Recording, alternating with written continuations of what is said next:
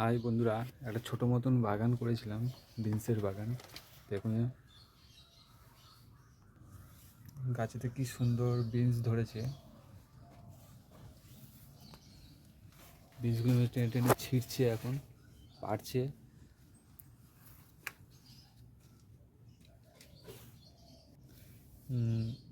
আমার ছেলে এতগুলো বিনস পেরেছে, গাছে প্রচুর ফলন হচ্ছে। এই দেখুন, এই বিনস গাছটা ঘরে আনাচে কানাচে সাইডে পাঁচিলে দেয়ালে জাল খাটিয়ে ছোটো মতন একটা বাগান করেছি।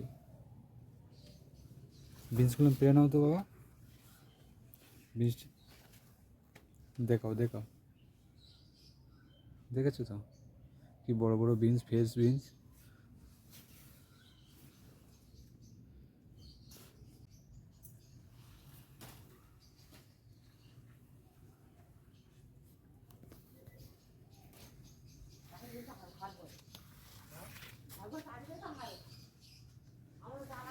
কি দারুণ বিনস হয়েছে দেখুন, এই গাছে দারুণ ফলন ধরেছে।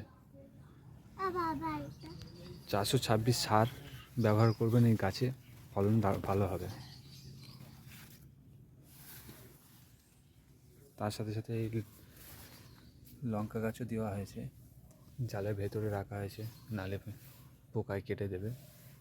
ফুলও এসছে দারুণ, মাঝে মাঝে বিষ স্প্রে করে দেবে, দিলে পোকামাকড়টা ধরে না। ছোট বাবা, ছোট ছোট এই জিনিসটা ছিঁড়তে হবে না, বড় দেখে ছিঁড়াও। চলো, এক চুবড়ি বিনসটা দেখাও তো বাবা, এক চুবড়ি বিনস এসেছে, এক চুবড়ি, একদম ফ্রেশ বিনস। আপনারাও চাষ করতে পারেন ঘরের আশেপাশে, দেয়ালের গোড়ায় জাল খাটিয়ে।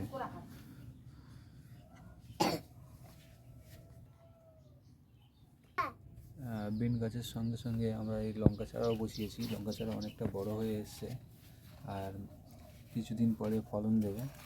গাছে ফুলও এসে গেছে, এই দেখুন ফুলও এসে গেছে, আর সপ্তাহ দিনের বাদে ফলন দেওয়া শুরু হয়ে যাবে।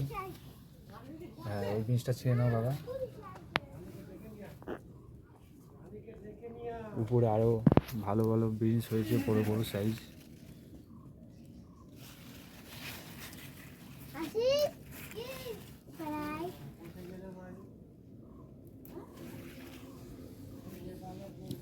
বাবা